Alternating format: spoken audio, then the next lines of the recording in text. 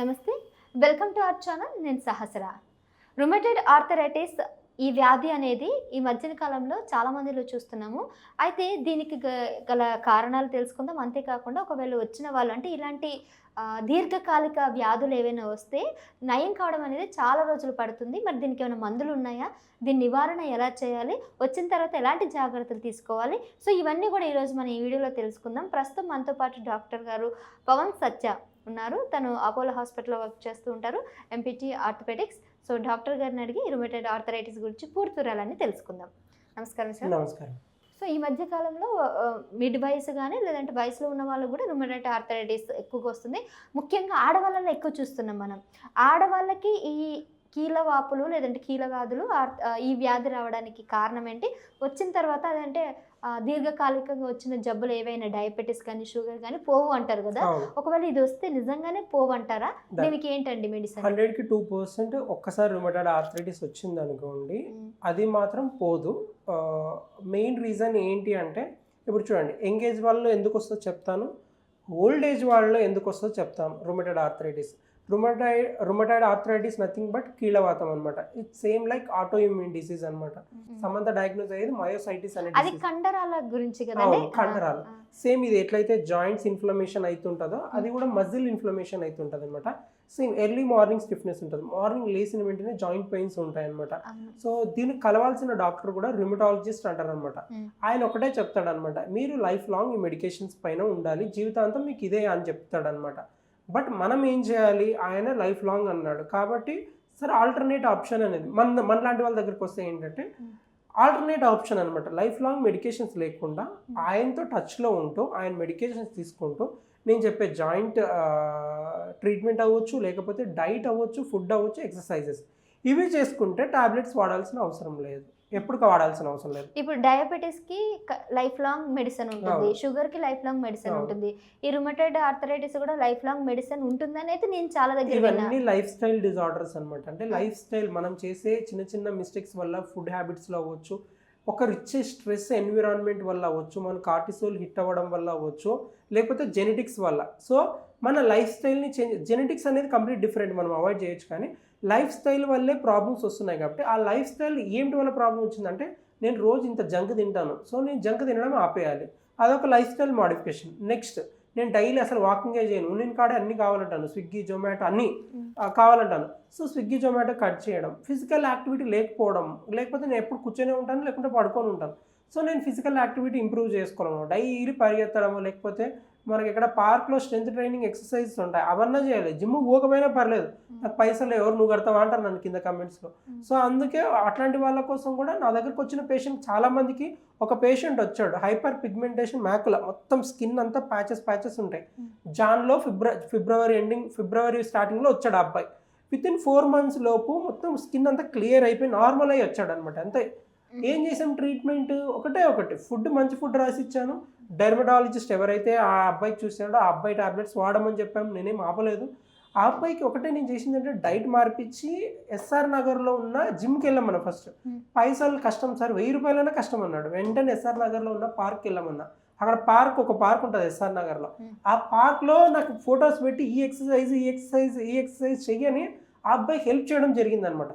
ఆ అబ్బాయికి పెళ్ళి అవుతుందా లేదా నా బాడీని చూసి, అంత బక్క ఉండే చూసి, నాకు ఇట్లా స్కిన్ ప్రాబ్లం ఉంది కదా అనుకోని అన్నాడు. 2 months బ్యాక్ పెళ్ళి అయిపోయింది. నిన్న మొన్న కరెక్ట్గా ఒక 4 days బ్యాక్ వచ్చాడు. ఇప్పుడు ఆ స్కిన్ కూడా ఆటో ఇమ్యూన్ డిసీజ్, దాన్ని ఏదో అంటారు ఎలజ్మానా లేదు, హైపర్ పిగ్మెంటేషన్ మ్యాక్యులా వేరేది. బట్ నేను అనేది అబ్బాయికి తగ్గిపోయింది. ఎంత మంచిగా అనిపిస్తుంది సార్. మీకు గుర్తున్నారు సార్, నాకు మీ వాళ్ళే పెళ్ళయింది సార్, డిసీజే పోయింది సార్ అంటే ఎట్లా ఉంటుందంటే, మీ దగ్గర ఎలాంటి ట్రీట్మెంట్ కోసం వస్తారండి? మోస్ట్లీ వచ్చేది నా దగ్గరికి బ్యాక్ పెయిన్, నెక్ పెయిన్ వాళ్ళు అయితే ఒక్కొక్కరిది ఒక్కొక్క కండిషన్. ఇప్పుడు ఇంకా ఒక 1/2 hourలో ఒక పేషెంట్ వస్తుంది, బ్యూటీ పార్లర్లో వర్క్ చేస్తుంది, ఎప్పుడు మెడ ఇట్లానే ఉంటుంది, బ్యూటీ చేస్తుంటుంది, ఇట్లా హ్యాండ్ యూసేజ్ చేస్తుంటారు, మొత్తం అనేది ఈ బోను ప్రొట్రూడ్ బయటకు వచ్చేసింది అనమాట. సో ఈ సర్వైకల్ స్పాండిలైటిస్ కూడా ఉంది ఆ అమ్మాయికి. ఒకటే చెప్పిన, బ్యూటీ అన్ని చేసుకో వర్క్స్, అప్పుడు టైం దొరికినప్పుడు ఇట్లా మూమెంట్స్ కానీ, రేంజ్ ఆఫ్ మోషన్ మూమెంట్స్ చిన్న క్లాత్తో కానీ, లేకపోతే వాల్ ఎక్సర్సైజ్ కానీ ఏదో ఒకటి, ఈ ఎక్సర్సైజ్ చెప్పిన చిన్నవి కష్టపడాల్సిన అవసరం, ఆ ఎక్సర్సైజ్ చేసుకున్నా కూడా సెట్ అయ్యేది. ఇప్పుడు ఎవరు చేయిస్తారు? ఆ బ్యూటీ పార్లర్ ఓనర్ నీకు హెల్ప్ చేస్తుందా? ఆపరేషన్కి అయింది అంటే నార్మల్గా నీకు అంత ఛాన్స్ వచ్చే కూడా ఉందన్నమాట. నెక్ పెయిన్కి చెప్పాను, తగ్గిపోయింది. ఇప్పుడే మెసేజ్ చేసిందనమాట. కరెక్ట్గా ఒక ఒక ఒక 20 మినిట్స్ బ్యాక్ మెసేజ్ చేసిందనమాట. మీకు ఆ మెసేజ్ చూపిస్తాను. నాకు సార్ ప్రశాంతంగా నిద్రపోయినాను సార్ అన్నదనమాట. అంటే ఎందుకంటానంటే ఇది చూపించడానికని కాదు, కానీ పేషెంట్లు మంచిగా అనిపిస్తుంది. ఈ మెసేజ్ చూడండి మీకే అనిపిస్తుంది. ఏమనిపిస్తుంది అంటే అరే అవును కదా, కరెక్ట్గా ఆమెదే మెసేజ్ ఉంటుంది. నేను ఇంకా రిప్లై కూడా ఇవ్వలేదనమాట. సో ఫుల్ పడుకున్నాను సార్, చాలా మంచిగా అనిపించింది. అంటే ఎట్లా ట్రీట్మెంట్ చేస్తారంటే చూడండి ఇప్పుడు ఎంత వీళ్ళకి మంచిగా మీరు- అనిపించింది. Yes. ఫోన్ ఎట్లా నెంబర్ ఉంది, అది హైడ్ చేయండి. ఆ. హాయ్ సార్, చాలా నిద్ర బాగా పోయా, ఇట్ వర్క్ వే ఓకేనా. కరెక్ట్గా మెసేజ్ 11:21 AM వచ్చింది. ఎట్లాంటి ట్రీట్మెంట్ చేస్తారు మీరు ఈ పేషెంట్స్కి మీరు? ఒకటే ఏంటంటే మంచిగా నేను చెప్పాను, డైలీ నువ్వు నిద్రపోవట్లేదు. సో దానివల్ల stress. నా దగ్గరకు వచ్చింది మెడ నొప్పికి. నేను నిద్ర గురించి ఎందుకు చెప్పాలి? ఆమె కళ్ళు చూసిన ఫస్ట్ నిద్ర లేదు.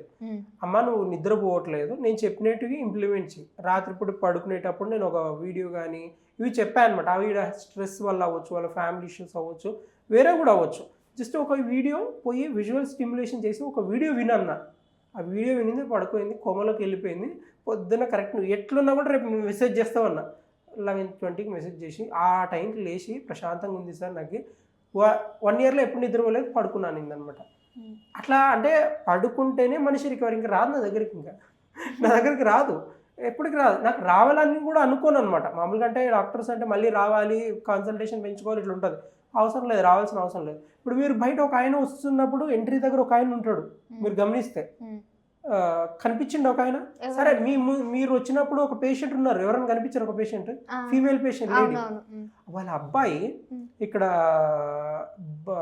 యాక్సిడెంట్, వాళ్ళ అబ్బాయి చనిపోయాడు, స్పాట్ డెడ్. చనిపోయినప్పటి నుంచి ఈయనకి నిద్ర లేదు ఆయనకి. ఈవిడికి వచ్చేసి కొడుకు పైన బాగా ఆలోచించి పెట్టుకొని నిద్ర లేకుండా ఇది చేసుకోవడం వల్ల బాడీ పెయిన్స్ అన్న వచ్చేసుకొని ఇప్పుడు మోకాళ్ళ నొప్పుల కోసం వచ్చింది ఆవిడ. ఎట్లుంటుంది అంటే ఆవిడకి ఇప్పటికీ ట్రీట్మెంట్ ఇస్తున్నాం కానీ స్లీపింగ్ లేదు. అన్నిటికీ ఒకటే పరిష్కారం, మజిల్కి కానీ ఇది కానీ, ఎక్సెప్ట్ ఇంజురీ అయ్యి దెబ్బ తగిలిందంటే మనము ఏం చేయాలి అంటే దెబ్బ తగిలితేనే మనము దానిపైన ఫోకస్ చేయాలి. ఇంజురీ అయ్యింది, సో ఇది నిద్రకు సంబంధం లేదనుకోవచ్చు.